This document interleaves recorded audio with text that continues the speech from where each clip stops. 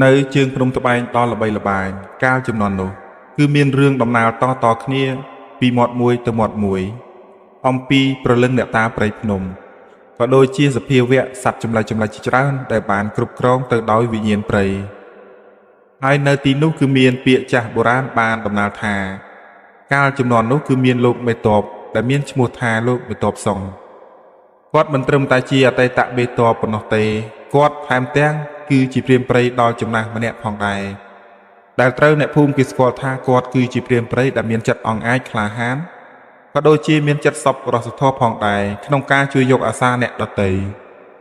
ព្រមទាំងគាត់គឺមានបទពិសោធន៍យល់ដឹង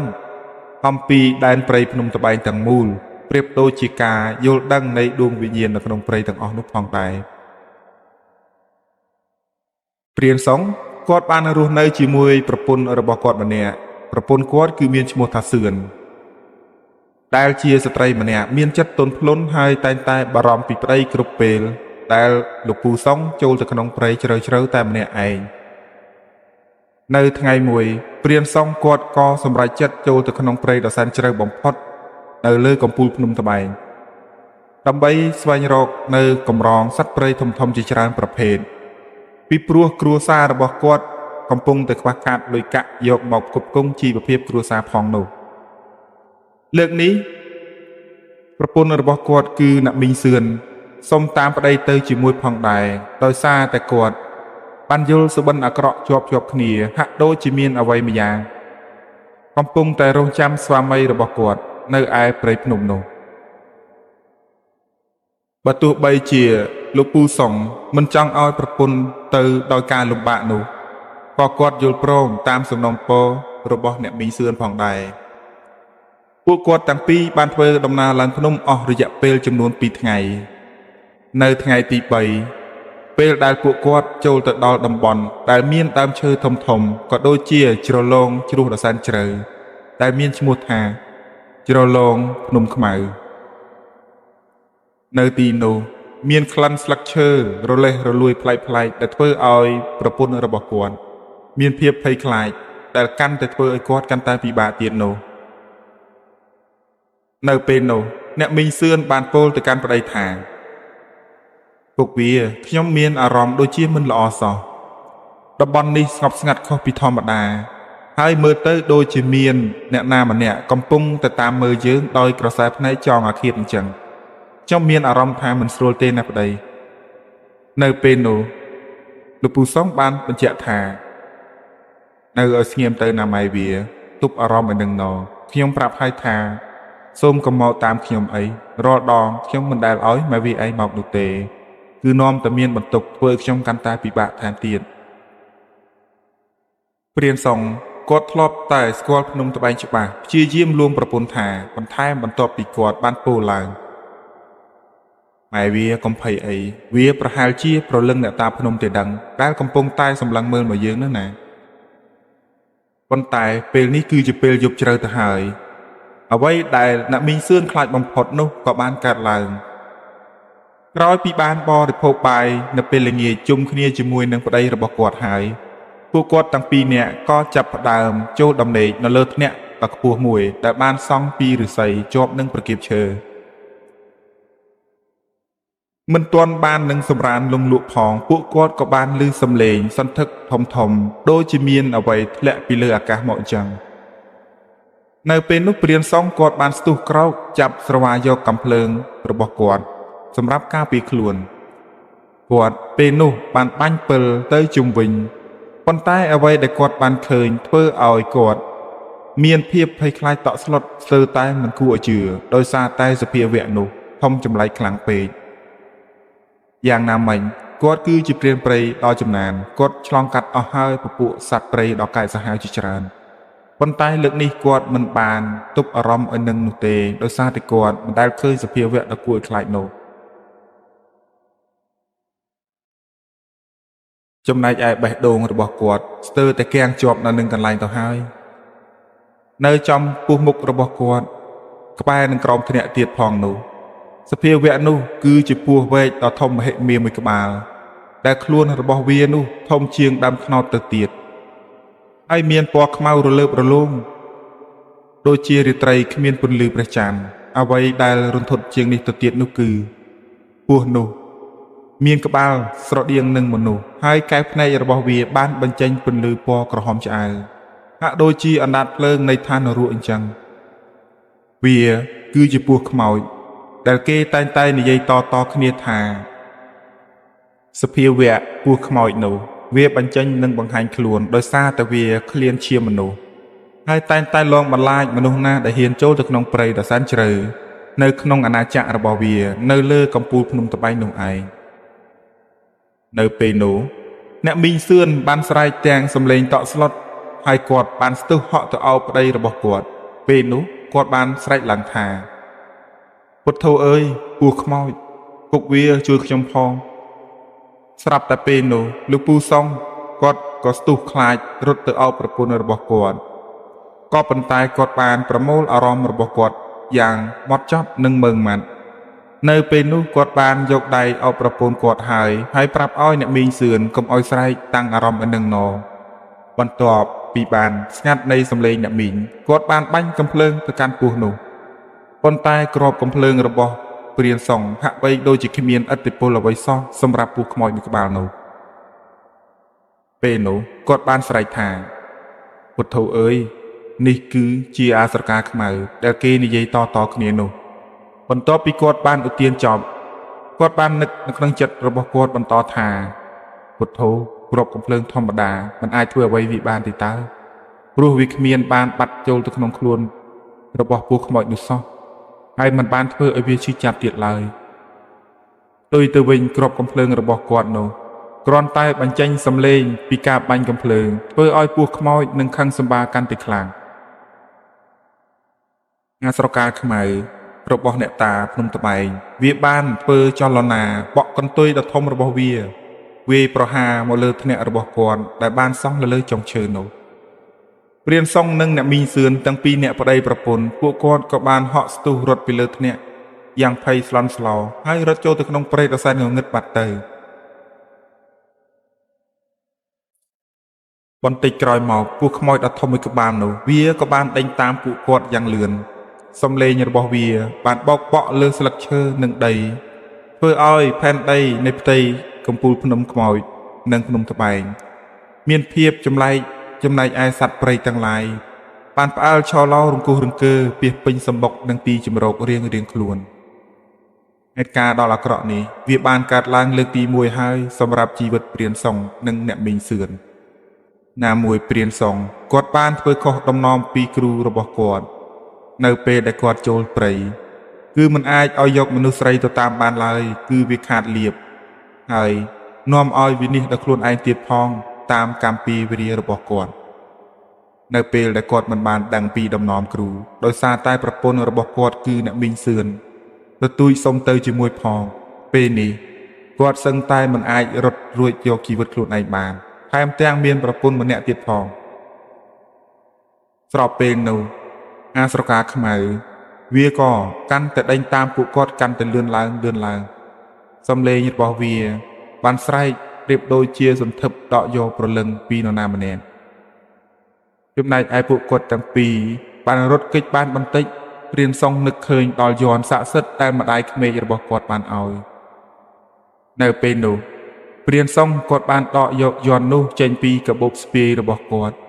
ហើយបានបោះវាទៅខាងក្រោយដែលផ្លូវរបស់គាត់បានរត់នោះពេលដែលយ័ន្តនោះប៉ះនឹងខ្យល់ក៏ស្រាប់តែមានពន្លឺពណ៌មាសភ្លឺចែងចាំងមួយបានរំលេចឡើងហើយក៏ស្រាប់តែពេលភ្លាមនោះផងដែរអាស្រកាខ្មៅឬក៏ពស់ខ្មោចនោះវាក៏បញ្ឈប់ការដេញវាយប្រហាររបស់វាភ្លាមនៅពេលនោះវាក៏បានស្រែកយ៉ាងខ្លាំងហាក់បីដូចជាកំពុងទៅត្រូវភ្លើងឆេះមកលើស្រការបស់វាបន្ទាប់មកអាស្រកាខ្មៅក៏បានបាត់ខ្លួនចូលទៅក្នុងព្រៃងងឹតយ៉ាងអាចកំបាំងនៅលើកំពូលភ្នំត្បែងនាពេលវេលាយប់នោះទៅហើយសភាពដែលវាបាត់ខ្លួនដូចជាមិនដែលមានអ្វីកើតឡើងសោះមិនបានប៉ុន្មានម៉ោងក្រោយផងលោកពូសុងនិងអ្នកមីងសឿនពួកគាត់អស់កម្លាំងពេកបានដួលដេកទៅលើដីដកដង្ហើមចង្រិតបន្ទាប់ពីរួចរៀនមានជីវិតទៅពួកគេបានអោបគ្នាទាំងភ័យរន្ធត់ហើយទាំងពីរអ្នកប្តីប្រពន្ធនឹងស្បត់ខ្លួនថា និងមុនចូលមកក្នុងដែនព្រៃដ៏ជ្រៅនៅក្នុងអាណាចក្ររបស់សត្វពស់ឬក៏អាស្រកាខ្មៅនោះទៀតឡើយកំពូលភ្នំត្បែង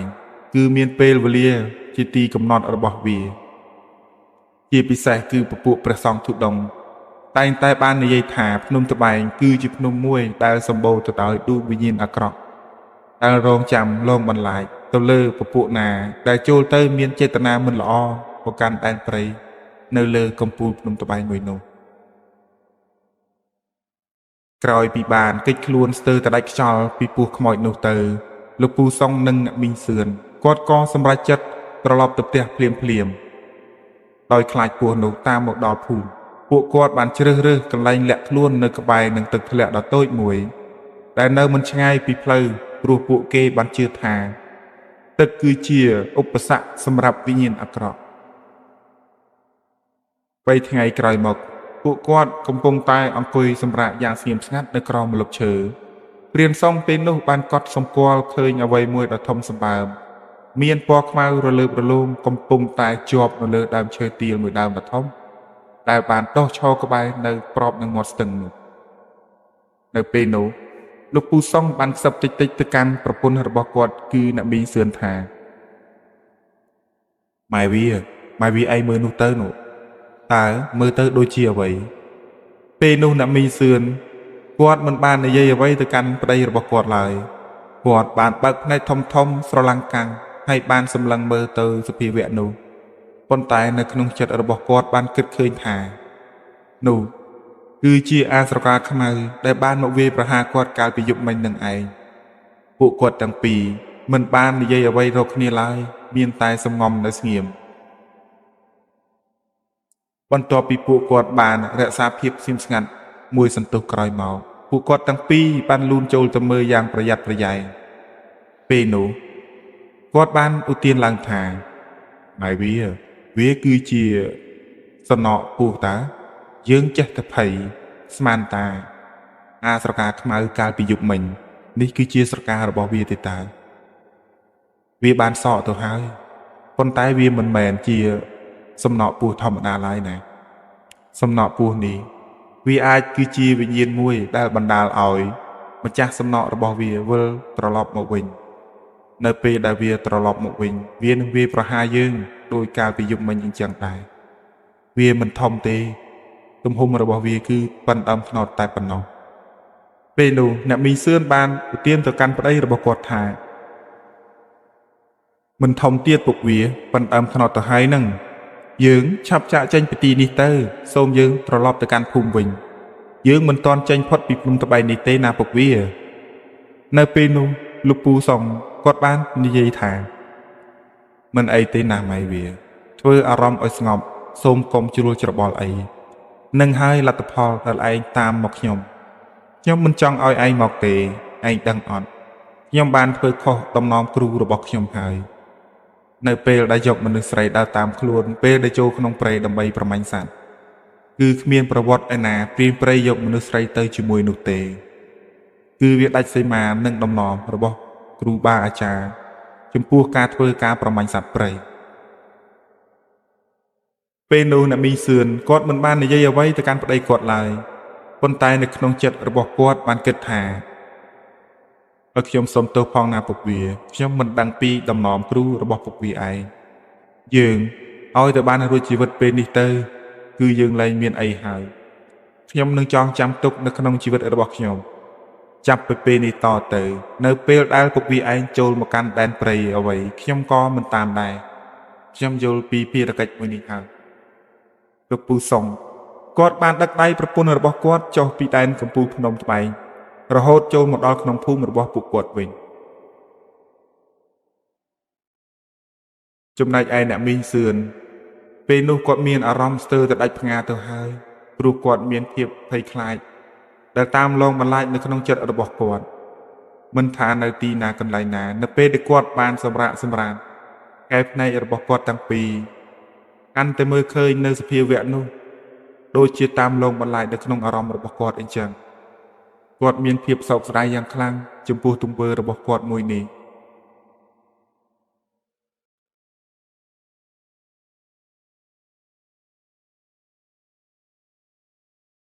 នៅពេលដែលពួកគាត់បានសម្របសម្រួលចិត្តប្រពន្ធគាត់ហើយពេលនោះលោកពូសុងក៏ស្រាប់តែមានផ្សែងពណ៌ខៀវខ្មៅមួយបានហុយឡើងនៅក្បែរខ្ទមរបស់គាត់ហើយលោកពូសុងក៏បានស្រែកយ៉ាងខ្លាំងទៅកាន់អ្នកភូមិពេលនោះគាត់បានគិតថានេះគឺជាមិនមែនផ្សែងដល់សែនប្រផ្នូលមិនល្អនោះទេប្រកាសជាមានសភាវៈអ្វីតាមមកយាយីគាត់ហើយគាត់ពេលនោះគាត់បានត្រឡប់ទៅកាន់ផ្ទះលោកមេភូមិដែលមានឈ្មោះថាលោកមេភូមិពងគាត់គឺជាលោកមេភូមិម្នាក់ដែលបានធ្វើជាលោកមេភូមិជាច្រើនឆ្នាំមកហើយនៅក្នុងតំបន់ភូមិព្រៃច័ន្ទភូមិព្រៃច័ន្ទគឺនៅមិនឆ្ងាយប៉ុន្មានពីជើងព្រំត្បែងនោះទេលោកពូសុងនិងអ្នកមីងសឿននៅពេលដែលគាត់បានទៅដល់ផ្ទះលោកមេភូមិនៅឯភូមិព្រៃច័ន្ទនៅក្នុងសភាពស្គមស្គាំងនិងភាពភ័យខ្លាចស្លន់ស្លោជាពន់ពេក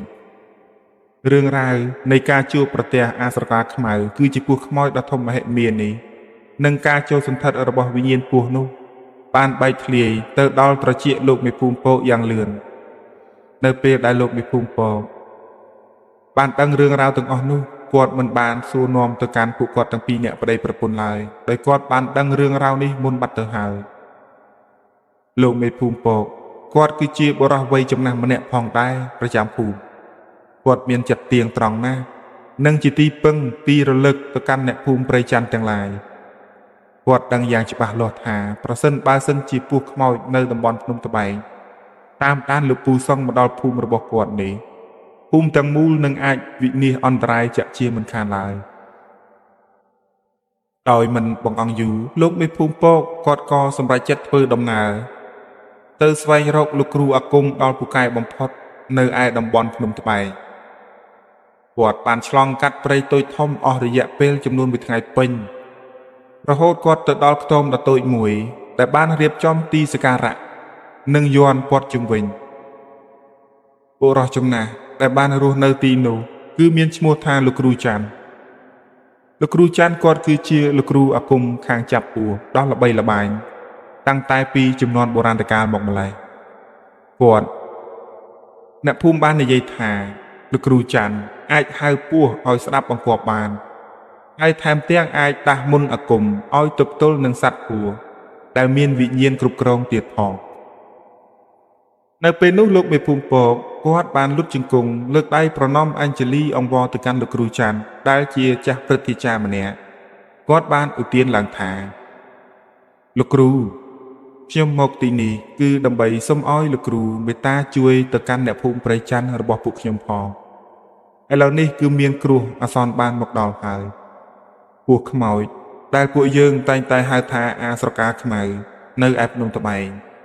ពេលនេះវាបានដេញវាយប្រហារមកកាន់គ្រួសាររបស់ព្រានសុងហើយធ្វើឲ្យវិញ្ញាណរបស់វាស្ទើរតែចូលសន្ធិដ្ឋក្នុងខ្លួនរបស់ព្រានសុងបាត់ទៅហើយឥឡូវវាបានប្រកាសជានឹងតាមរកពួកគេចាក់ជាមិនខានដោយឡែកពស់នោះវាមិនឲ្យរួចខ្លួន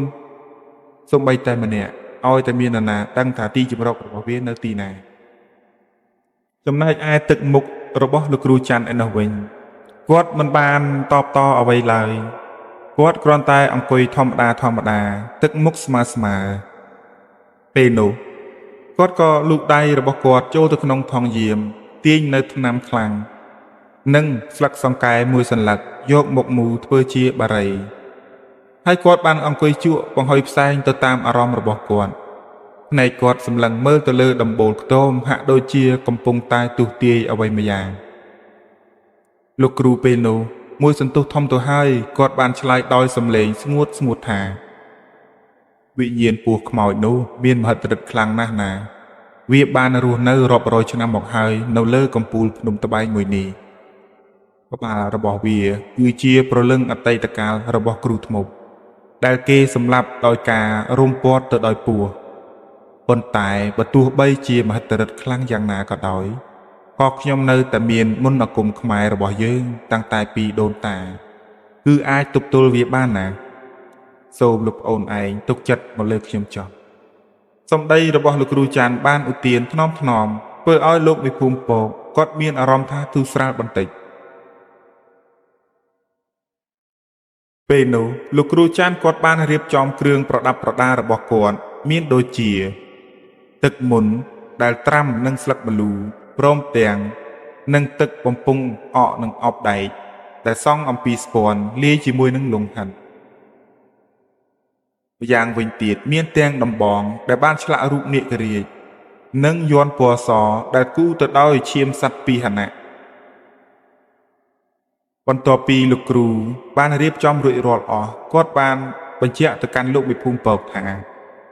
ណែលោកប្អូនសម្ភារៈរបស់លោកគ្រូបានរៀបចំរួចហើយលោកគ្រូពេលនោះបានប្រាប់ទៅកាន់លោកមេភូមិពកបញ្ជាក់ថែមថាណែលោកប្អូនពស់ខ្មោចនោះវាមិនអាចសម្លាប់ដោយកម្លាំងកាយបាននោះទេយើងត្រូវតែចាប់ព្រលឹងរបស់វាលោកមេភូមិលោកត្រូវតែនាំព្រានសុងនិងអ្នកមីងសឿនដែលជាប្រពន្ធរបស់គាត់នោះត្រឡប់ទៅរូងភ្នំដែលពួកគេបានជួបវាលើកដំបូងដើម្បីឲ្យខ្ញុំធ្វើការពិធី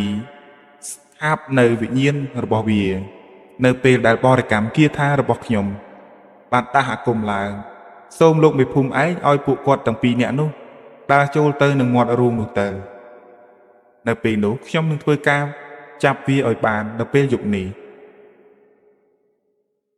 នៅយប់នោះពួកគាត់ទាំង3នាក់គឺមានលោកគ្រូច័ន្ទលោកមេភូមិពកលោកព្រានសុងនិងអ្នកមីងសឿនពួកគាត់បានព្រមព្រៀងគ្នារួចរាល់ហើយគាត់ក៏ចាប់ផ្ដើមឡើងទៅកាន់ភ្នំត្បែងលុះនៅពេលដែលទៅដល់កន្លែងដែលពស់នោះបានបង្ហាញខ្លួនលើកដំបូងធ្វើឲ្យលោកគ្រូច័ន្ទក៏ចាប់ផ្ដើមសូត្រនៅមុនគាថារបស់គាត់បន្ទាប់ពីចាប់ផ្ដើមបន្លឺសំឡេងមុនអាគមរបស់លោកគ្រូច័ន្ទពេលនោះស្រាប់តែមានខ្យល់ព្យុះដ៏តូចមួយដុំបានបោកបក់យ៉ាងខ្លាំងធ្វើឲ្យដើមឈើរង្គោះរង្គើអស់នៅក្នុងបរិវេណនោះស្លឹកឈើចាប់ផ្ដើមវិលជុំវិញលោកគ្រូច័ន្ទប្រៀបដូចជាកំពុងតែរេរាំដូចប្រៀបរូបរាងនឹងពស់ម្យ៉ាងស្រាប់តែភ្លាមនោះសំឡេងវាដ៏ខ្លាំងក៏បានដេចឮឡើងស្រកាខ្មៅគឺជាពស់ខ្មោចដ៏ធំមហិមានោះវាក៏បានលូនចេញពីភពងងឹតនៅក្នុងល្អាងភ្នំដោយសារតែកម្លាំងនៃមន្តអាគមរបស់លោកគ្រូច័ន្ទបានអន្តងវិញ្ញាណរបស់វានៃដកក្រហមឆ្អៅរបស់វាបានសម្លឹងមើលទៅកាន់លោកពូសុងហាក់ដូចជាកំពុងតែទាមទារនៅការសងសឹកដោយសារតែវា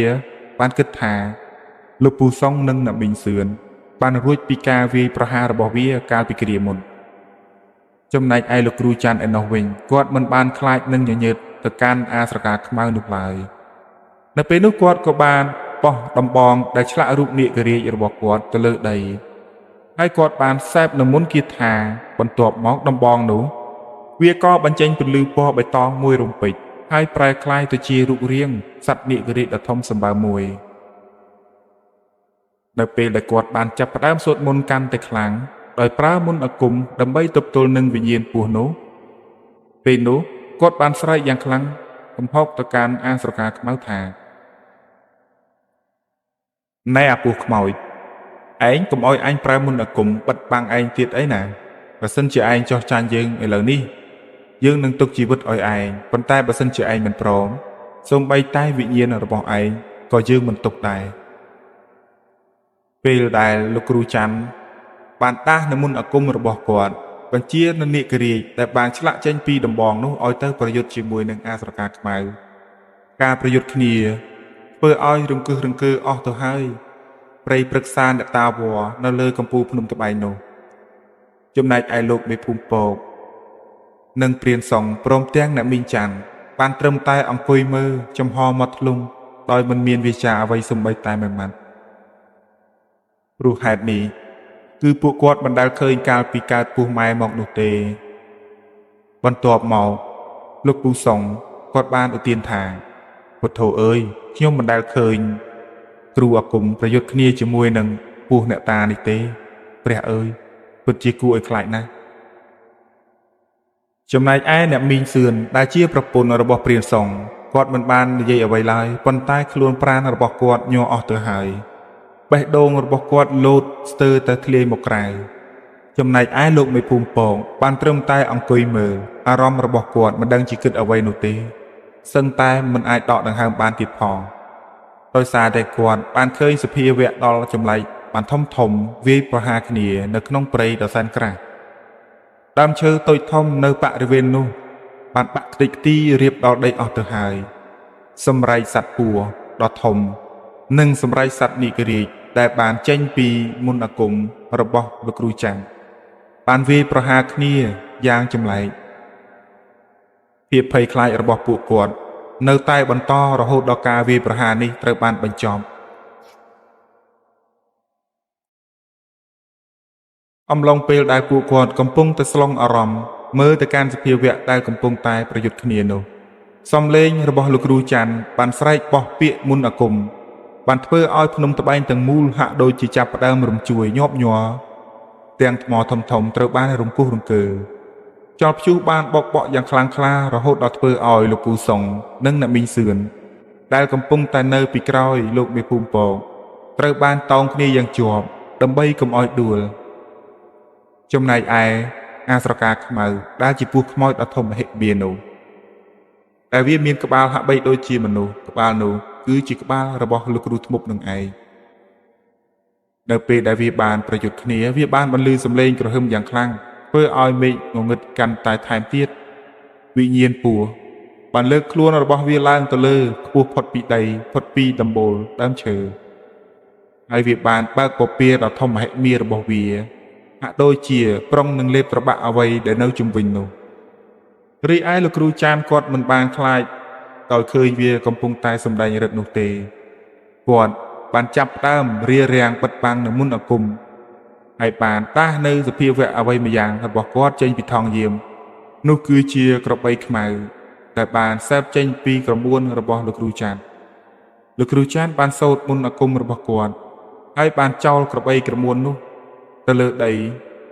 មិនបានមួយសន្ទុះប៉ុន្មានផងស្រាប់តែរូបសូនក្របីនោះបានប្រែក្លាយទៅជាក្របីអាគមដ៏ធំមួយក្បាលសឹងថាប៉ុនដំរីទៅហើយពេលនោះសត្វអាគមរបស់លោកគ្រូច័ន្ទទាំងពីរបានស្ទុះចូលទៅប្រយុទ្ធជាមួយនឹងអាស្រកាខ្មៅនៅចំកណ្ដាលរង្វង់ដែលបានគូសដោយដំបងនាគរបស់គាត់ក៏បានបញ្ជាក់ទៀតថាណែលោកពីភូមិពងឯងយកទឹកមុនដែលត្រាំទៅដោយពពែពស់នេះហើយយកទៅបាច់ប្រោះព្រំទៅលើខ្លួនរបស់អាស្រកាខ្មៅនោះទៅនៅពេលដែលទឹកមុននេះវាប៉ះនឹងសម្បុរដ៏រលើបរលោងរបស់ពស់នោះវានឹងខ្សោយនៃកម្លាំងអាគមរបស់វាបន្ទាប់ពីគាត់បានស្ដាប់តាមបង្គាប់របស់លោកគ្រូច័ន្ទទៅលោកមេភូមិពកគាត់ក៏បានស្ទុះយកនៅមុនរបស់លោកគ្រូច័ន្ទយកទៅគប់លើសភាវៈគឺជាអាស្រកាខ្មៅនោះឯងបន្ទាប់ពីអាស្រកាខ្មៅត្រូវនឹងទឹកមុនរបស់លោកគ្រូច័ន្ទហើយស្រាប់តែមានផ្សែងហុយហើយពស់នោះវាក៏បានស្រែកយំយ៉ាងឈឺចាប់សំឡេងពស់ខ្មោចបានបន្លឺឡើងទាំងក្រេវក្រោធថាអញគឺជាវិញ្ញាណនៃភ្នំត្បែងនេះអ្នកឯងហ៊ានបំពានអាណាចក្ររបស់អញឥឡូវពួកឯងចូលមកបំផ្លាញអញទៀតហើយលោកគ្រូច័ន្ទគាត់ក៏ស្រែកតបទៅវិញថាណែអាពស់ខ្មោចចង្រៃឯងគ្រាន់តែជាព្រលឹងដែលជាប់ឃុំប៉ុណ្ណោះទេអញគឺជាអ្នកថែរក្សាភ្នំនេះយូរណាស់ទៅហើយចាប់ក្បាលព្រលឹងឯងយកមកវិញ្ញាណឯងនឹងត្រូវតែត្រឡប់ទៅស្ថានភាពវិញឯងពីមុនកុំលាក់ប្រវត្តិឲ្យសោះណាយើងដឹងថាឯងគឺជាគ្រូធ្មប់ដ៏ខ្លាំងម្នាក់ប៉ុន្តែឯងត្រូវចាញ់ដៃអាគមរបស់យើងឥឡូវឯងចូលមកសន្ធិដ្ឋនៅក្នុងពោះអ្នកតានេះធ្វើឲ្យពោះនេះមានភាពកាចសាហាវកាន់តែខ្លាំងបើយើងមិនធ្វើដូច្នេះទេអ្នកភូមិរបស់យើងប្រកាសជាមិនបានសុខហើយជាពិសេសប្រជាពលរដ្ឋពួកគាត់តែងតែឡើងភ្នំបោចវល់កាប់អងមិនហ៊ានចូលឡើយដោយសារតែខ្លាចឯងនេះណាពួកខ្មោចនៅពេលដែលឮសំឡេងលោកគ្រូច័ន្ទបានពោលដូច្នេះវាក៏ខឹងខ្លាំងពេកហើយក៏បានវាយកន្ទុយរបស់វាទៅលើដីថ្មនឹងដីមួយផ្ទាំងបានខ្ទាតខ្ចាត់ខ្ចាយទៅគ្រប់ទិសទីធ្វើឲ្យលោកពូសុងនិងអ្នកមីងសឿនព្រមទាំងលោកមេភូមិពកត្រូវរងរបួសហើយពួកគាត់ក៏បានរត់ទៅលាក់ខ្លួននៅពីក្រោយផ្ទាំងថ្មដ៏ធំមួយចំណែកឯលោកគ្រូច័ន្ទឯនោះវិញនៅពេលដែលបានយន់ពណ៌សដែលគូសទៅដោយឈាមសត្វយកមកបិទនៅលើដំបងនាគរបស់គាត់បន្ថែមពន្លឺពណ៌មាសមួយរំពេចបានចេញផុសពីដំបងនោះហើយពន្លឺនោះបានបាញ់ទៅចំក្បាលមនុស្សរបស់ពស់នោះដោយសារតែពស់នោះមានអំណាច ខ្លួនជាពស់ប៉ុន្តែក្បាលគឺជាមនុស្សនៅពេលដែលត្រូវពន្លឺមាសនោះហើយពស់ខ្មោចត្រូវបានដួលរលំទៅលើដីមួយរំពេចពពែដ៏ធំរបស់វាត្រូវបានរួមចូលគ្នាវិញខ្លួនរបស់វាបានរមូលក្រពើហើយសំឡេងស្រែកក៏បានប្រែទៅជាសំឡេងយំសោកហាក់បីដូចជាមនុស្សដែលត្រូវនឹងក្របព្រួញចំបេះដូងម្យ៉ាងតែមិនអាចទ្រាំបានហើយពន្លឺដ៏ខ្លាំងក្លាបានចាប់ផ្ដើមស្រូបទាញវិញ្ញាណពស់ខ្មោចនោះប៉ុន្តែពស់នោះវានៅតែមានកម្លាំងខ្លាំងក្លាដដែលវាខំប្រឹងលូនទៅរកសំដៅពូសុងនិងអ្នកមីសឿនដើម្បីធ្វើការសងសឹកប៉ុន្តែមិនបានសម្រេចនោះឡើយចំណែកឯលោកគ្រូច័ន្ទឯនោះវិញគាត់បានស្ទុះយ៉ាងលឿនដើម្បីរត់ទៅជួយលោកពូសុងព្រមទាំងអ្នកមីសឿនពេលនោះគាត់បាននិយាយថា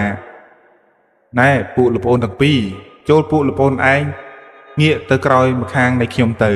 ទុកអាសត្វចង្រៃនេះឲ្យខ្ញុំជាអ្នកកំចាត់វាឯណាលោកប្អូនពងចូលលោកប្អូនឯងដើរម្នេះហើយលោកប្អូនឯងកាន់នៅកំបិតអាគមនេះឲ្យជាប់ណា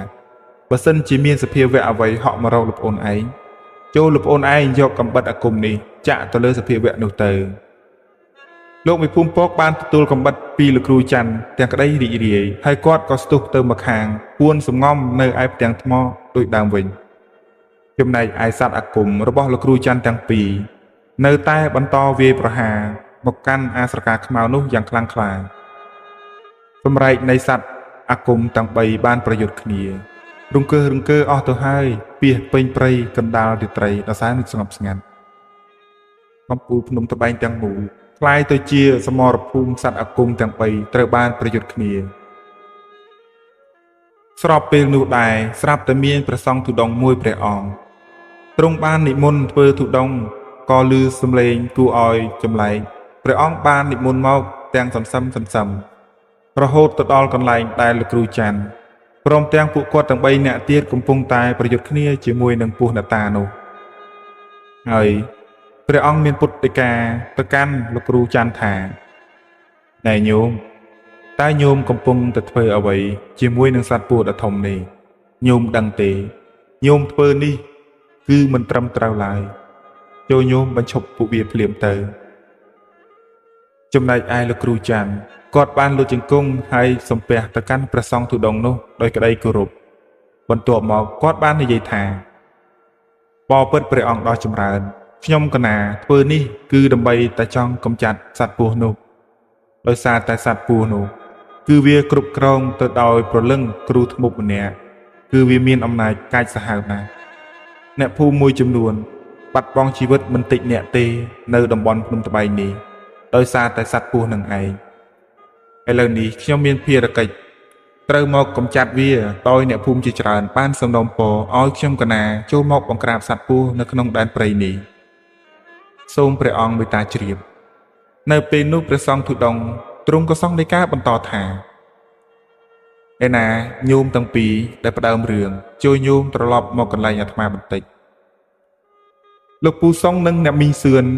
នៅពេលដែលឮសង្ឃដីការបស់ព្រះអង្គទុដងពួកគាត់ក៏ដើរមកចេញពីកន្លែងលាក់ខ្លួន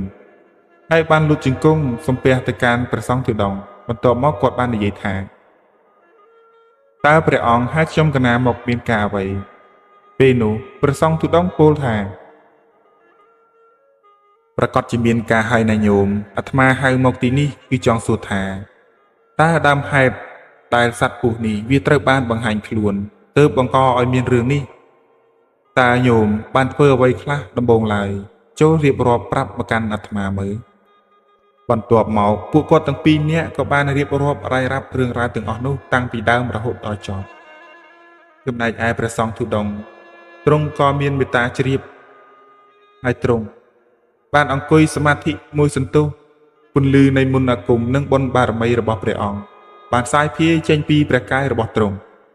ចំណែកឯលោកគ្រូច័ន្ទឯនោះវិញគាត់មិនទាន់បានបន្ធូរដៃ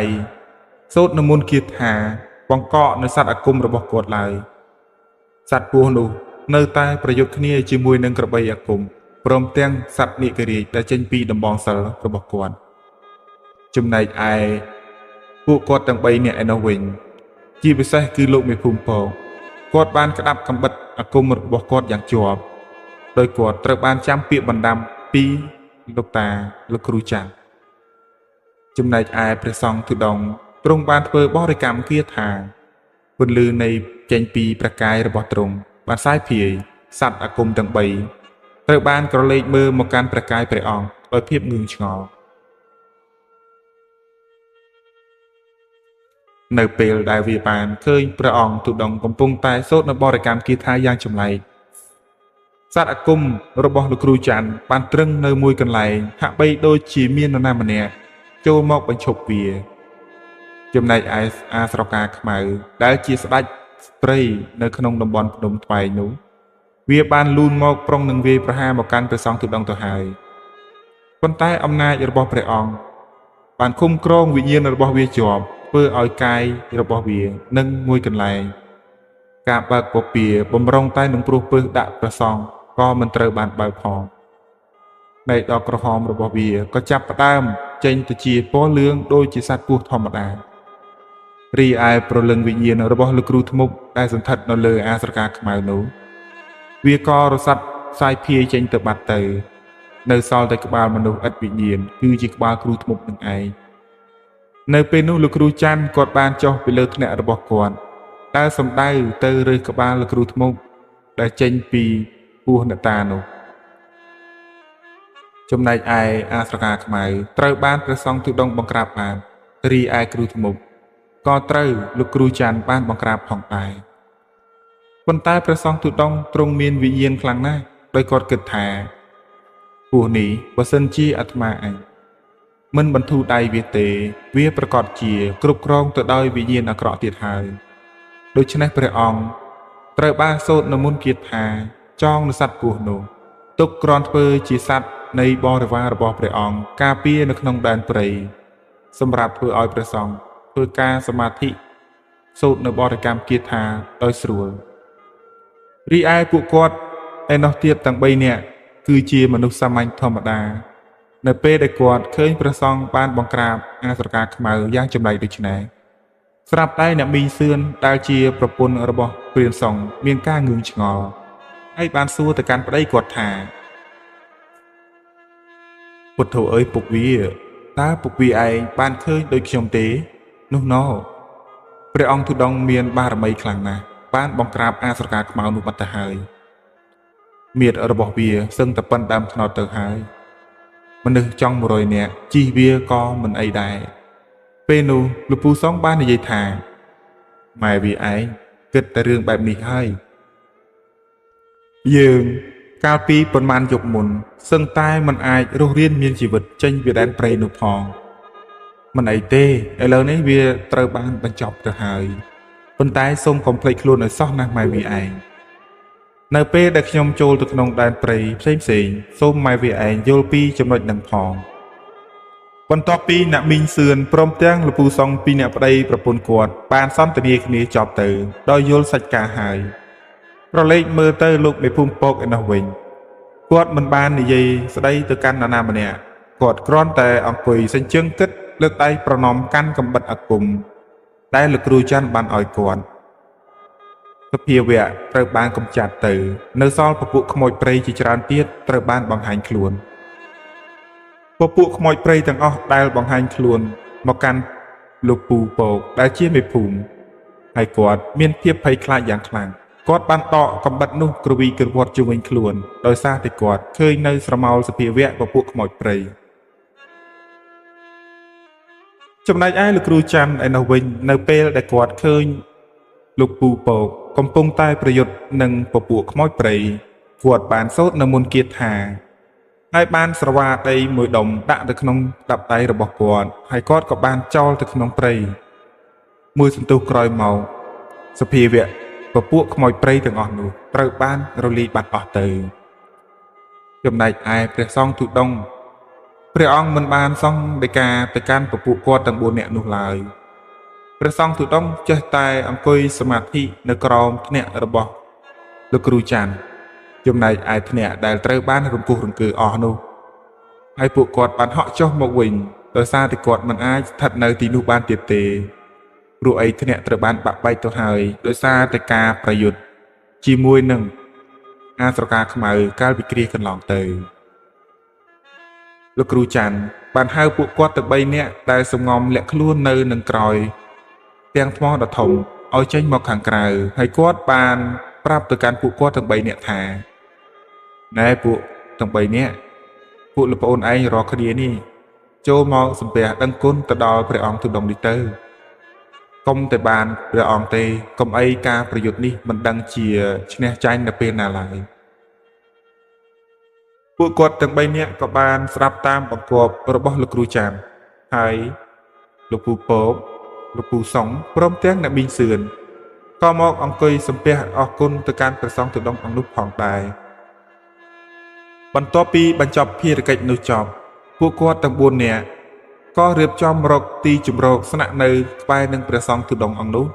ចំនួន1យប់ទៅដោយសារតែពួកគាត់គិតថាបើសិនជាចុះពីលើកំពូលភ្នំត្បែងនេះត្រឡប់ទៅកាន់នៅក្នុងភូមិឋានវិញទាំងកណ្ដាលត្រៀតគឺមិនស្រួលទេវាមិនមែនមានត្រឹមតែសត្វពស់មួយក្បាលប៉ុណ្ណោះឡើយនៅមានពពួកសត្វព្រៃជាច្រើនទៀតដូចជាសត្វខ្លាសត្វមៀងសាសីនិងសត្វស៊ីសាច់ជាអាហារជាច្រើនទៀតដែលពួកគាត់មិនអាចនឹកស្មានដល់ដូចជាអ្នកទាំងអស់គ្នាបានដឹងស្រាប់ហើយថានៅក្នុងព្រៃភ្នំដ៏សែនជ្រៅគឺសម្បូរណាស់ទៅដោយពពួកសភាវៈផ្សេងៗជាច្រើនដែលយើងមិនអាចមើលឃើញផ្ទាល់ភ្នែកផងនិងមើលឃើញផ្ទាល់ភ្នែកផងដូច្នេះហើយពួកគាត់ក៏សម្រេចចិត្តស្នាក់នៅទីនោះទៅដោយអ្នកមីសឿនជាមួយនឹងលោកពូសុងប្តីប្រពន្ធគាត់ទាំងពីរបានទៅរកអស់ដើម្បីយកមកក៏ជាភ្នក់ភ្លើងសម្រាប់ដុតបំភ្លឺនៅទីនោះដោយសារតែមានការប្រុងប្រយ័ត្នពីពពួកសត្វខ្លាផងដែររីឯលោកគ្រូច័ន្ទគាត់បានរៀបចំប៉ុស្តិ៍កន្លែងយ៉ាងស្អាតបាតកាច់មួយស្លឹកឈើយ៉ាងក្រាស់រៀបចំកន្លែងដេកស្នាក់នៅទីនោះមួយយប់ទៅហើយលោកពូពកដែលជាលោកមេភូមិឯនោះវិញគាត់ក៏រកកន្លែងដ៏គួរសមរបស់គាត់ផងដែរហើយពួកគាត់ទាំងប៉ុន្មានអ្នកនោះបានស្នាក់អាស្រ័យនៅក្បែរព្រះអង្គទុដងស្ថិតនៅជុំវិញភ្នក់ភ្លើងដែលពួកគាត់បានបង្កាត់សំឡេងនិងជំនោររាត្រីត្រូវបានបន្លឺឡើងសំឡេងសត្វចង្រិតយំត្រេតត្រេតរីឯពពួកសត្វមៀមទីទុយនិងសត្វស្លាបបាក់សាបាក់សីជាច្រើនដែលរកស៊ីនៅពេលយប់ក៏បានបន្លឺសំឡេងព្រមគ្នាបន្ទាប់ពីស្ងប់ស្ងាត់នៃសត្វធំបានប្រយុទ្ធគ្នាបញ្ចប់ទៅអារម្មណ៍របស់ពួកគាត់ស្ថិតនៅក្នុងពេលរាត្រីនោះបានអណ្ដែតអណ្ដូងរស័ព្ទអណ្ដែតរញ៉េរញ៉ៃមានអារម្មណ៍ថាស្ថិតនៅក្នុងភពផ្សេងក្រៅពីភពផែនដីអញ្ចឹងនៅពេលនោះពួកគាត់ក៏លងលក់នៅក្នុងដំណេកបាត់ទៅដោយបន្សល់ទុកលោកគ្រូច័ន្ទគឺជាអ្នកយាមនៅក្នុងដំណេកនោះបន្ទាប់ពីលោកគ្រូច័ន្ទត្រូវងងុយគឺលោកមេភូមិពកបានងើបយាមម្ដងដោយតែពួកគាត់បានទុកគ្នាម្នាក់ដើម្បីយាមកាមពីព្រោះមិនអាចដេកទាំងអស់គ្នាបានឡើយនៅក្នុងព្រៃមិនត្រឹមតែសត្វតែមានវិញ្ញាណគ្រប់គ្រងនោះទេសូម្បីតែសត្វធម្មតាក៏វាអាចវាយប្រហារមកកាន់ពួកគាត់បានផងដែរចំណែកឯលោកគ្រូច័ន្ទគាត់មុននឹងចូលដេកគាត់បានសូត្រនៅមុនគាថាពាត់សីមាជំវិញបរិវេណដែលពួកគាត់បានសម្រាកនោះមិនថាតែពពួកសត្វព្រៃសូម្បីតែពពួកខ្មោចព្រាយបិសាចទាំងឡាយណាក៏មិនអាចចូលបានឡើយលុះនៅពេលព្រឹកចាប់ផ្ដើមថ្ងៃថ្មីសេរីសួស្តីត្រូវបានបង្កើតឡើងនៅក្នុងដែនព្រៃនៅតំបន់កំពូលភ្នំត្បែងទាំងមូលមើលទៅបរិវេណនៅខាងក្រៅក្រឡេកមើលទៅជួរជើងភ្នំមានអារម្មណ៍ថាប្រៀបដូចជាឋានសួគ៌អញ្ចឹងប៉ុន្តែនៅពេលយប់គឺមិនអាចបរិយាយបានឡើយប្រៀបដូចជាឋាននរកពួកគាត់ទាំង4នាក់ក៏ក្រាបថ្វាយបង្គំលាព្រះសង្ឃទុដងត្រឡប់មកកាន់ភូមិរបស់ពួកគាត់វិញចំណែកឯព្រះអង្គដែលធ្វើទុដងនៅក្នុងព្រៃលើកំពូលភ្នំត្បែងទាំងមូលព្រះអង្គមិនបាននិមន្តចុះមកជាមួយពួកគាត់ទាំង4នាក់ឡើយនៅពេលនោះព្រះអង្គបានសង្ឃដីកាបញ្ជាក់ថាដែលញោមទាំងអស់គ្នាចូលញោមធ្វើដំណើរសូមដោយប្រកបដោយភាពរុងរឿងសុខចម្រើនទៅតាមដងផ្លូវម្យ៉ាងវិញទៀតបើសិនជាញោមចូលមកកាន់ដែនព្រៃនេះម្ដងទៀតសូមកុំភ្លេចអាត្មាអីអាត្មាគង់នៅទីនេះ2 ទៅ 3 ខែទៀតឯណោះទើបអាត្មាសម្រេចចិត្តចុះពីកំពូលភ្នំសម្ដៅទៅកាន់ទីអារាមរបស់អាត្មារីឯពពួកគាត់ទាំង4នាក់ ក៏បានថ្វាយបង្គំលាព្រះអង្គចុះពីកំពូលភ្នំត្បែងត្រឡប់មកកាន់ភូមិឋានរបស់គាត់ទៅលុះពួកគាត់ទាំង4នាក់ធ្វើដំណើរអស់រយៈពេលជិត1ថ្ងៃកន្លះទៅហើយទើបបានចុះមកដល់ក្នុងភូមិចំណែកឯប្រពន្ធលោកមេភូមិដែលនៅរងចាំដំណឹងពីពួកគាត់ទាំង4នៅពេលដែលឃើញពួកគាត់ធ្វើដំណើរពីចម្ងាយក្រសែភ្នែករបស់គាត់សម្លឹងទៅឃើញប្តីគាត់មើលយ៉ាងជាក់ច្បាស់យ៉ាងស្គាល់ក៏បញ្ជាក់ថានោះប្រកាសជាប្តីរបស់ខ្ញុំបន្ទាប់ពីចូលទៅដល់ក្នុងផ្ទះប្រពន្ធលោកមេភូមិពកបានហៅពួកគាត់ទាំង3នាក់ទៀតឲ្យចូលមកសម្រាកលេងអង្គុយសិនទៅទីនោះដើម្បីឲ្យគាត់ធ្វើការដាំទឹកក្តៅទឹកត្រជាក់យកមកជូនជាពិសេសនោះគឺជូនទៅកាន់លោកគ្រូចាន់ពេលនោះគាត់បាននិយាយទៅកាន់លោកគ្រូចាន់ថាលបងអើយសូមលបងចូលមកអង្គុយលេងផ្ទះខ្ញុំសិនមកឯណាមីកូនឯងទៅដួសទឹកក្តៅមួយពែងមកយកមកជូនលោកតាឯងចុះពីភ្នំហត់បន្តិចហើយពេលនោះកូនស្រីរបស់លោកមេភូមិពកក៏ស្ទុះទៅក្នុងផ្ទះបាយជាត់នៅទឹកតែដាក់នៅក្នុងកំសៀវបន្ទាប់មកយកមកប្រគេនជូនលោកគ្រូចាន់ចំណែកឯលោកពូសុងនិងអ្នកមីសឿនក៏ត្រូវប្រពន្ធលោកមេភូមិពកខាត់ឲ្យសម្រាកមួយសន្ទុះសណ្ដែដោយសារតែប្រពន្ធលោកមេភូមិពកដឹងថាពួកគាត់ម្នាក់ធ្វើដំណើរមកពីឆ្ងាយអស់កម្លាំងទៅហើយពេលនោះគាត់បាននិយាយថាណែពួកលបងទាំងពីរសម្រាប់នៅទីនេះសិនទៅខ្ញុំនឹងឲ្យកូនស្រីរបស់ខ្ញុំរៀបចំបាយរៀបចំទឹកឲ្យពួកលបងទាំងពីរទាំង3នាក់សម្រាប់នៅទីនេះសិនចាំល្ងាចថ្ងៃរសៀលត្រជាក់បន្តិចចាំត្រឡប់ទៅផ្ទះទៅពួកគាត់ទាំង3ក៏មិនប្រកែកឡើយគាត់បានអរគុណទៅកាន់ប្រពន្ធលោកមេភូមិពកថាមិនអីទេអ្នកអើយខ្ញុំអរគុណហើយខ្ញុំក៏មិនទាន់ទៅផ្ទះភ្លាមដែរណាមួយខ្ញុំអស់កម្លាំងផងខ្ញុំសុំសម្រាប់នៅផ្ទះអ្នកកន្លះថ្ងៃសិនចាំល្ងាចបន្តិចខ្ញុំនឹងធ្វើដំណើរទៅផ្ទះរបស់ពួកខ្ញុំលោកមេភូមិពកឯណោះគាត់បានទៅអង្គុយលេងជាមួយនឹងលោកគ្រូចាន់ព្រមទាំងលោកពូសុងពួកគាត់ទាំង3នាក់បានពិភាក្សាប្រាជ្ញគ្នាលេងនៅក្រោមម្លប់ឈើមួយដែលនៅនឹងបរិវេណផ្ទះរបស់លោកមេភូមិផងដែរពួកគាត់ទាំង3នាក់បានអង្គុយនៅលើគ្រែសង់អំពីឫស្សីហើយដាក់កន្សៀវតែនៅចំពីមុខការពិភាក្សានេះនោះគឺជជែកវែកញែកអំពីរឿងរ៉ាវពីអាស្រកាខ្មៅនឹងឯងនៅពេលនោះលោកគ្រូចាន់គឺជាគ្រូអាគមត្រូវបាននិយាយមុនគេថាណែពួកលោកប្អូនទាំងពីររឿងរ៉ាវកាលពីយុគមិញនោះពិតជាព្រឺព្រួយណាស់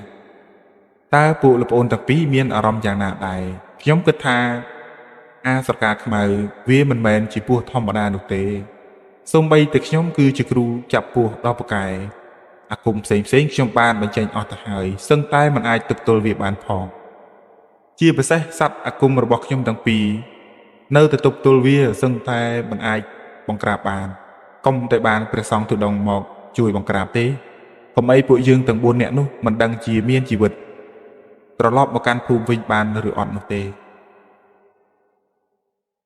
បន្ទាប់ពីលោកគ្រូចាន់បាននិទានចប់ទៅលោកមេភូមិពកបាននិយាយកាត់ពូសុងថាខ្ញុំក៏គិតដូចជាលបងឯងចឹងដែរអាម៉េចហើយនេះ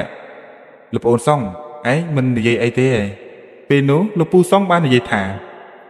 ខ្ញុំរៀបនឹងនិយាយទៅហើយតែពួកលបងទាំងពីរបាននិយាយអស់ទៅហើយនឹងពុទ្ធោអើយអ្នកណាមិនភ័យបើពោះសឹងតែប៉ិនដើមថ្នត់ទៅហើយស្រកាឡើងក្រាស់ខ្មឹបខ្មៅក្រឹបឯណោះគ្រាន់តែកែវភ្នែករបស់វានោះសឹងថាប៉ិនកជើងខ្ញុំបាត់ទៅហើយខ្ញុំមិនខ្លាចអីនោះទេប៉ុន្តែខ្ញុំចាញ់ច្រាបត្រង់នៅពេលដែលវាសម្ដែងរិទ្ធឈរសឹងតែពាក់កណ្ដាលដើមថ្នត់ទៅហើយរីឯពពែរបស់វានោះពេលដែលវាបើកទៅចង់ A2 សឹងតែមិនអាចប្រៀបបាននៃទំហំពពែវាផងនរណាមិនភ័យលបងឯងចេះតែនិយាយតែហ្មងហ្នឹងអារម្មណ៍ទាំងអស់គ្នាម្នាក់កុំថាឡើយពួកឯងទាំងពីរសំបីតែយើងគឺជាលោកគ្រូចាប់ពួរមានមុនអាគមខ្លាំងពូកែក៏នៅតែចាញ់ច្រាបវាចោះប្រពន្ធរបស់លោកប្អូនឯងនោះណាប្អូនសុងវាអូនសឿននោះយ៉ាងម៉េចទៅហើយមិនអីទេលបងសឿនប្រពន្ធខ្ញុំគាត់ក៏មានអារម្មណ៍តក់ស្លុតមិនស្ទើរដែរណាមួយគាត់គឺជាមនុស្សស្រីផងគាត់ គ្មានស្មារតីនឹងណប្រៀបដូចជាយើងនោះទេប៉ុន្តែគាត់អាចរក្សាអារម្មណ៍របស់គាត់បានខ្ញុំសូមសរសើរ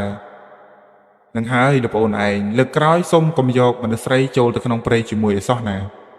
មនុស្សស្រីដំណំគ្រូរបស់យើងមិនថាជាតំបន់ណាក៏ដោយតាំងតែពីបរមបុរាណកាលគ្មាននរណាគេមានប្រវត្តិយកមនុស្សស្រីទៅជាមួយចូលទៅក្នុងដែនព្រៃធ្វើការប្រមាញ់សត្វនោះទេ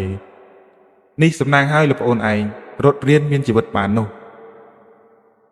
បាទលបងខ្ញុំដឹងហើយប្រពន្ធរបស់ខ្ញុំក៏គាត់យល់ពីសាច់រឿងនឹងដែរដើមឡើយខ្ញុំមិនដែលយកប្រពន្ធរបស់ខ្ញុំទៅជាមួយទេប៉ុន្តែលើកនេះមិនដឹងជាយ៉ាងម៉េចគាត់ទេគាត់ក៏ចាប់ផ្ដើមទទូចសុំអង្វរខ្ញុំចូលទៅក្នុងដែនព្រៃដើម្បីធ្វើការប្រមាញ់សត្វជាមួយនឹងខ្ញុំឃើញការសុំអង្វរពីគាត់ដូច្នេះខ្ញុំក៏ឲ្យគាត់ទៅជាមួយទៅទើបបែកធ្លាយរឿងរ៉ាវទាំងអស់នេះនឹងឯងនៅពេលនោះលោកមេភូមិប៉ោក៏និយាយទៀតថានឹងហើយលទ្ធផលលបងឯងដែលមិនស្ដាប់ខ្ញុំចោះឯណាប្រពន្ធរបស់លបងឯងនោះអ្នកបងសឿនអើយអ្នកបងសឿននៅពេលនោះអ្នកមីសឿនបានឆ្លើយពីក្នុងផ្ទះបាយជាមួយនឹងប្រពន្ធលោកមេភូមិប៉ោថាចាស់អ្នកខ្ញុំនៅទីនេះកំពុងតែធ្វើម្ហូបជាមួយនឹងប្រពន្ធលបងឯងហ្នឹងណាអូខ្ញុំស្មានថាតាណាតណៃបាត់ហើយហ្នឹងអ្នកអីងូតទឹកងូតអីទៅជិតដល់ម៉ោងបាយល្ងាចទៅហើយមិនអីទេខ្ញុំបង្ហាយដៃជាមួយនឹងអ្នកបងឯនេះសិននៅពេលនោះប្រពន្ធរបស់លោកមេភូមិប៉ោក៏ឧទានពីក្នុងផ្ទះបាយមកទៀតថាពួកលបងទាំង3ប្រាជ្ញគ្នាលេងបន្តិចសិនចុះម្ហូបឆ្អិនតែឥឡូវហើយកុំទាន់អាលទៅអីខ្ញុំបានត្រៀមម្ហូបជាច្រើននេះមានទាំងទឹកគ្រឿងអន្លក់ខ្ចីហើយបាយក៏ជាអង្ករស្រូវថ្មីផងចូលនៅទីនេះសិនចុះណារឿងអាស្រកាខ្មៅគឺវាបានបញ្ចប់ទៅហើយចូលពួកលបងពិភាក្សាគ្នាទៀតចុះខ្ញុំក៏មិនរំខានដែរនៅពេលដែលពួកគាត់កំពុងតែពិភាក្សាគ្នាបានមួយសន្ទុះម្ហូបអាហារដែលពួកគាត់ទាំងពីរនាក់ឯណោះធ្វើក៏ឆ្អិនល្មមហើយបានលើកដាក់យ៉ាងក្នុងថាសយកមកប្រគល់ជូនលោកមេភូមិព្រមទាំងលោកគ្រូច័ន្ទដើម្បីពិសាអាហារពេលល្ងាចជុំគ្នាចំណែកឯកូនស្រីរបស់លោកមេភូមិប៉ោកបានយកទឹកក្តៅទឹកត្រជាក់យកមកឲ្យពួកគាត់ដើម្បីពិសាអាហារពេលល្ងាចយ៉ាងឆ្ងាញ់មាត់ទៅចំណែកឯជីវិតរបស់ព្រះសង្ឃទូតអង្គឯនោះវិញនៅពេលដែលព្រះអង្គបានបង្ក្រាបអាស្រកាខ្មៅបណ្ដេញនៅវិញ្ញាណគ្រូធ្មប់ចង្រៃនោះចប់ទៅសភាវៈដែលព្រះអង្គបានបង្ក្រាបគឺជាពស់សត្វព្រៃធម្មតាទៅវិញពស់នោះคล้ายទៅជាយានជំនិះរបស់ព្រះសង្ឃហើយទៅណាមកណានៅពេលដែលព្រះអង្គធ្វើការទុដងនិងក៏ដូចជាសមាធិនៅក្នុងដែនព្រៃវាមិនដែលវាទៅណាឆ្ងាយពីព្រះអង្គឡើយវានៅដើម្បីការពារព្រះអង្គពីសត្វព្រៃផ្សេងដោយសារតែវាគឺជាសត្វមួយដែលចូលទៅក្នុងផ្លូវព្រះពុទ្ធព្រះធម៌ព្រះសង្ឃបាត់ទៅហើយចំណែកឯវិញ្ញាណគ្រូធ្មប់ដែលធ្លាប់តែសន្ធិដ្ឋមកលើអាស្រកាខ្មៅក៏នៅតែមិនអស់ចិត្តចំណែកឯក្បាលរបស់លោកគ្រូធ្មប់នោះត្រូវបានលោកគ្រូច័ន្ទយកទៅចងឃុំទុកនៅនឹងក្រោមដើមកគីដ៏ធំមួយដើមកគីដែលកប់ទៅដោយក្បាលរបស់គ្រូធ្មប់នោះមិនបានប៉ុន្មានឆ្នាំកន្លងផុតផងដើមកគីនោះក៏ស្រាប់តែមានដួងវិញ្ញាណព្រាយសន្ធិដ្ឋនៅប៉ុន្តែព្រាយនោះមិនអាចចេញធ្វើបាបអ្នកស្រុកបានឡើយដោយសារតែវាខ្លាចនៅបុណ្យបារមីរបស់លោកគ្រូច័ន្ទពស់ខ្មៅឬក៏អាស្រកាខ្មៅត្រូវបានបង្ក្រាបដោយសន្តិភាពការរស់រានមានជីវិតរបស់សត្វព្រៃនៅលើកំពូលភ្នំត្បែងក៏រស់នៅយ៉ាងសុខស្រួលជាពិសេសនោះគឺជីវិតបងប្អូនប្រជាកសិករផ្សេងដែលនៅតំបន់ក្នុងភូមិព្រៃច័ន្ទនិងជ្រលងអូខ្មៅត្រូវបានរស់នៅយ៉ាងសុខសាន្តជីវិតរបស់លោកគ្រូច័ន្ទឯនោះវិញនៅពេលដែលគាត់មកដល់ផ្ទះគាត់ក៏យករឿងអាស្រកាខ្មៅនេះនិទានប្រាប់ទៅកាន់កូនចៅជំនាន់ក្រោយតគ្នាដើម្បីឲ្យមានការប្រុងប្រយ័ត្ននៅក្នុងការចូលព្រៃផ្សេងជាពិសេសនោះគឺហាមប្រាមទៅកាន់ពពួកព្រានព្រៃទាំងឡាយណានៅពេលដែលចូលក្នុងដែនព្រៃបរបាញ់សត្វឬក៏រករបស់របរអ្វីនោះសូមកុំយកមនុស្សស្រីទៅតាមឡើយយ៉ាងណាមិញបើសិនជានៅលើថ្នាក់កណ្ដាលអាត្រៀតនោះ មានរឿងអ្វីយ៉ាងណាសូមកុំចុះទៅលើធ្នាក់ឲ្យសោះព្រោះវាអាចនឹងដាច់ដំណមរបស់ព្រានព្រៃហើយអាចនឹងគ្រោះថ្នាក់ដល់ជីវិតជាក់ជាមិនខាន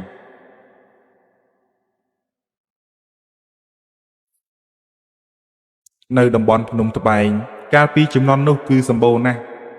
ចំពោះសភាវៈផ្សេងជាពិសេសគឺពពួកខ្មោចព្រាយបិសាចខ្មោចព្រៃនិងប្រលឹងតៃហោងជាច្រើនស្ថិតនៅទីនោះសូម្បីតែព្រះសង្ឃទុដងដ៏ល្បីម្នាក់កាលពីជំនាន់នោះគឺលោកឪសួងលោកឪសានព្រះអង្គបានធ្វើការទុដងនិងសមាធិនៅកំពូលភ្នំត្បែងនោះជាច្រើនឆ្នាំមកហើយជាពិសេសនោះទៀតគឺបងប្អូនប្រជាពលរដ្ឋខ្មែរយើងមិនថាសម័យមុនឬក៏បច្ចុប្បន្ននោះទេពួកគាត់នៅតែមានជំនឿទៅលើលោកឪសួងនិងលោកឪសានយ៉ាងខ្លាំងដោយសារតែព្រះអង្គទាំងពីរនឹងហើយចូលទៅទុដងនៅលើតំបន់ភ្នំត្បែងคล้ายទៅជាសច្ចាំងដ៏គួរជាទីស័ក្តិសិទ្ធិនិងជាទីគោរពរបស់បងប្អូនប្រជាពលរដ្ឋខ្មែរដែលរស់នៅក្នុងតំបន់នោះជាពិសេសគឺអ្នកខេត្តព្រះវិហារទាំងមូលតែម្ដង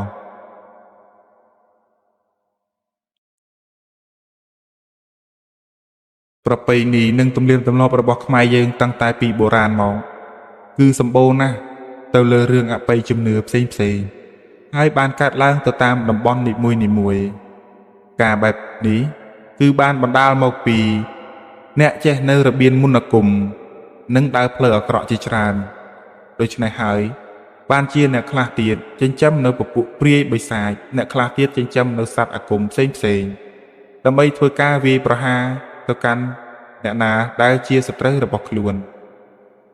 ដោយជាគ្រូស្មុំម្នាក់នោះអញ្ចឹងត្រូវបានលោកគ្រូច័ន្ទបង្ក្រាបបានហើយកាត់ក្បាលបោះចូលទៅក្នុងព្រៃប៉ុន្តែដោយសារតែអំណាចនៃអាគមដ៏ខ្លាំងក្លាព្រលឹងគ្រូស្មុំនោះត្រូវបានដកវិញ្ញាណចូលមកសន្ធិដ្ឋនៅក្នុងពោះអ្នកតាដ៏ធំមួយក្បាលដែលយើងហៅថាគឺជាអាស្រកាខ្មៅនឹងឯងដើមហេតុគឺដោយសារតែអ្នកដែលចេះនៅរបៀនអាគមដើរចូលនៅក្នុងផ្លូវអាក្រក់ទើបបណ្ដាលឲ្យคล้ายទៅជាមានរឿងបែបនេះឡើងហើយ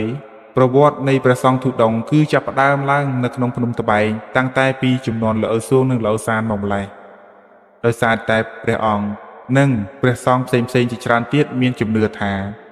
ការធ្វើទុដងค์នឹងបណ្ដាលឲ្យចិត្តស្ងប់ក៏ដូចជាស្វែងរកនៅព្រះធម៌ជាទីគប់ចិត្តនិងបានបង្ក្រាបប្រោះទុក្ខសត្វជាច្រើនផងដែរក៏ដូចជាដោះលែងនៅពពួកវិញ្ញាណតៃហោងអនាថាផ្សេងឲ្យទៅចាប់ជាតិចាប់កំណើតការធ្វើបែបនេះគឺបានសាយភីព្រះធម៌ទៅកាន់ពពួកជីវិតសត្វលោកទាំងឡាយដែលរស់នៅក្នុងព្រៃដ៏សែនជ្រៅកណ្ដោយកណ្ដែងអនាថាគ្មានទីពឹងទីរលឹកនឹងឯងរឿងអាស្រកាខ្មៅត្រូវបានបញ្ចប់ដោយស្នាដៃរបស់លោកគ្រូច័ន្ទព្រមទាំងព្រះសង្ឃទុដងค์ដោយសារតែកើតឡើងរឿងរ៉ាវទាំងអស់នេះគឺផ្ដើមហេតុឡើងចេញពីលោកពូសុងព្រមទាំងអ្នកមីងសឿនដែលពួកគាត់បានចូលទៅក្នុងដែនជម្រករបស់វាសត្វព្រៃមិនថាជាសភាវៈអាក្រក់ឬក៏សភាវៈល្អឡើយបើសិនជាយើងមិនទៅបៀតបៀនវានោះទេវាក៏មិនវាប្រហារយើងដែរដូច្នេះចូលអ្នករាល់គ្នាសាងនៅអំពើល្អនិងឈប់បរបាញ់សត្វព្រៃព្រោះអីគឺជាអំពើដ៏សែនខុសច្បាប់ដែលរាជរដ្ឋាភិបាលរបស់យើងបានហាមឃាត់ក៏ដូចជាត្រូវបានដាក់បំរាមចំពោះសត្វណាដែលនឹងផុតពូជនិងប្រឈមមុខនឹងការផុតពូជផងដែរភាពក្លាហានរបស់លោកគ្រូច័ន្ទព្រមទាំងព្រះសង្ឃទុដងค์ត្រូវបាននិទានតាក់តែងឡើងពីជំនាន់មួយទៅជំនាន់មួយជាពិសេសនោះគឺអ្នកភូមិព្រៃច័ន្ទគ្រប់គ្នានិយាយមិនដាច់ពីមាត់ក៏ដូចជាធ្វើការដឹងគុណទៅកាន់លោកមេភូមិពកផងដែរដោយសារតែគាត់គឺជាមនុស្សដែលរស់នៅដោយគុណធម៌ល្អចេះគោរពស្រឡាញ់អ្នកដទៃគាត់ធ្វើត្បិតទៅជាមេភូមិពិតមែនប៉ុន្តែការអោនលំទោនដាក់កាយដាក់ប្រាណគឺផ្ដើមចេញពីសុជីវធម៌របស់គាត់ដូច្នេះហើយបានជាអ្នកភូមិច័ន្ទទាំងមូលបានលើកគាត់តាក់តែងខ្លាយទៅជាលោកមេភូមិរឿងអាស្រកាខ្មៅនៅភ្នំត្បែងត្រូវបានបញ្ចប់តែត្រឹមនេះឯង